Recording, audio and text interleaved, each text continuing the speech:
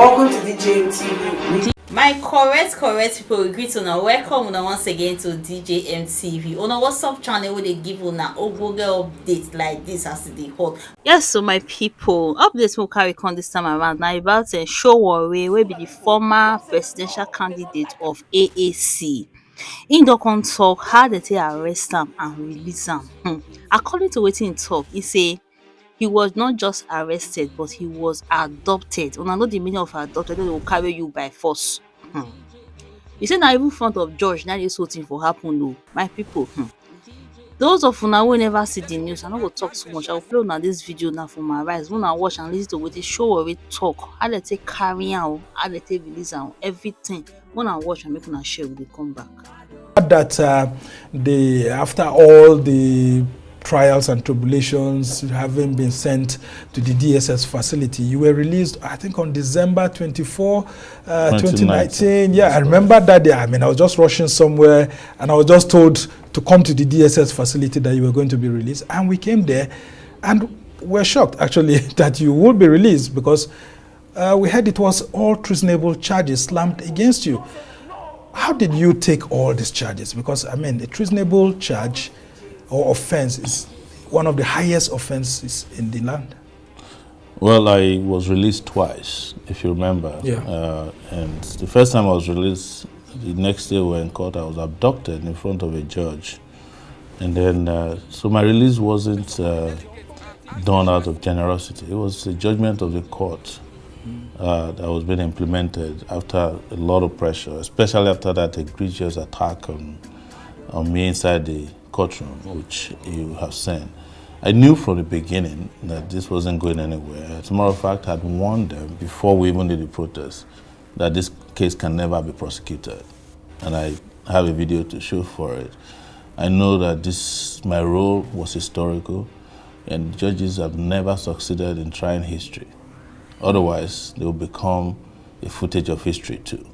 So it's happened before, but it's important to understand that the mentality of our government is to first and foremost suppress whatever is the truth and things that they're not comfortable with.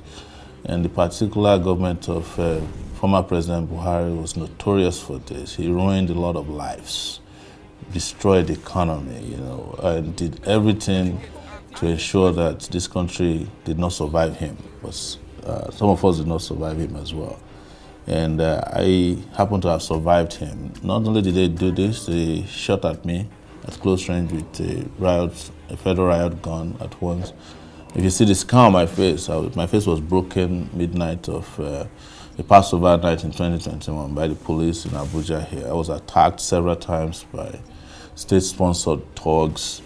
So many things happened. My brother was shot dead on a highway between Ore and Ondo State. My mom fell ill. She had stroke and last 4 years has deteriorated. My kids grew up without me. My wife I haven't seen in close to 5 years, since July of 2019. But I weathered the storm because I knew that if you go in the direction that I chose in life, this is going to happen to you. And this is not the first time. It happened to me in the university. I ended up spending 6 years instead of 4 years at the University of Lagos. Yeah, as a student. So nothing new here. And this arrest and several other ones, several of many, and several attempts on my life had been made. And I do not think it will stop for as long as I do what my conscience tells me is right. All right, and you yourself would have known that you get into trouble after having chose that hashtag revolution now. What exactly was on your mind when you decided to use the hashtag to protest on August 5th, 2019?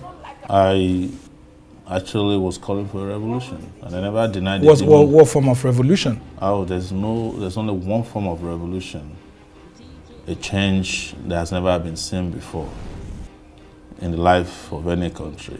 That's what I was calling for. And I told the DSS guys the same thing when I was interrogated. It's on record. I told the judge when I came to court, when they were charging me, I said, I don't understand the charges because you cannot prosecute a revolution. So there's nothing different. Guess what? Most Nigerians didn't know context of the revolution until that. And 5 million people searched for the word revolution on Google on August 5, 2019. But I had been arrested before the protest, and I was surprised that the protest still went ahead across the country.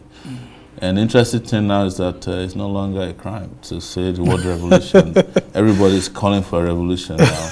And it might even happen with or without me. We're moving in that direction. So you were way ahead of your time. That's always been my crime. Well, Judge Sowore, we saw state institutions being used, and some would even describe the tactics being used then as Gestapo tactics. Because I remember one of the days you were being brought to court. I mean, the entire roads within the central business districts were shut and all of that. How did it make you feel when you were being brought into the court premises with such, I mean, I've never seen such kind of security in a very long period of time. Well, you know, I wasn't surprised. The first time they brought me into court, I didn't know the court was 5 minutes away. They drove me around Abuja just to make it feel like we were going to a far distance, you know, because I had not stayed in Abuja before then. But it should also interest you that I was abducted in midnight in Lagos and flown to Abuja on a NAF, that's the Nigerian Air Force jet that I believe has crashed now. You know how surreal that could be. And when we were flying on that jet, I don't like flying, but on that occasion, I just felt like the thing was flailing, you know. It was supposed to have 2 pilots, it had only 1. Maybe the second one had not woken up by the time they wanted to bring me to Abuja. But these are experiences that I had during this period that is amazing. And, you know, it's not time to tell the story because the battle is not over yet. Well, you seem like an enemy of the state then. Well, the state is the enemy of the people, yes. Well, the federal government says it is withdrawing this charge now. We've seen the judge even complaining that, look, the federal government wasn't going forthright with this prosecution. There were lots of delays here and there. Could it be that it was actually meant to teach you a lesson how to respect leaders in authority? Because you seemed, quote, as a young man who was trying to challenge President Buhari, who has seen it all and fought for Nigeria's unity. And he was this all-powerful leader who was enjoying his presidency for the second term, and you were trying to cause a revolution to actually bring his government down. If anybody learned a lesson, it will be Buhari today. And I'll tell you, I don't want to make it sound like I'm mocking people. His chief of staff was directly on the phone with the DSS when I was being abducted from the courtroom. That's late Tabakiari.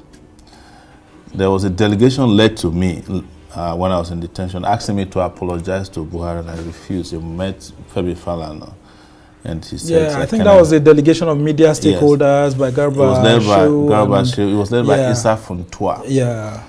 And I remember Issa Funtua, now late, yes, saying to me, you cannot defeat the government. And I told him, government have been defeated times and times again. You understand? And he said, well, we're going to leave you here. That was 2 weeks after I was detained, and they actually left me there. But somehow, that idea was also defeated with him by death. Like I said, I'm not mocking him. All of them, I see them now, they're gentle. You meet people in government who were untouchable. I saw Femi Adesina one day in Lagos, and I reminded him, the Yoruba dish, that when the masquerade festival is over, the chaperone and the masquerade will go back to where they buy akara from, the bean cake. And he was shocked. I saw Garba Shehu one day dragging this in Abuja here, buying things for himself. That's the nature of power. It's very transient, it's ephemeral. Yeah, but yes, so my people, and they hope this will carry confidence like this be this soon. Now you what you already talk while they take carry and they take this and everything will happen. No, not be sporting. Anyway, my people, make una drop in a comment and say na reason am, and make una don't forget to like and share. And make una follow us for all our social media handle DJMTV, and make una subscribe to our YouTube channel. Una do well. See you all in our next video. DJ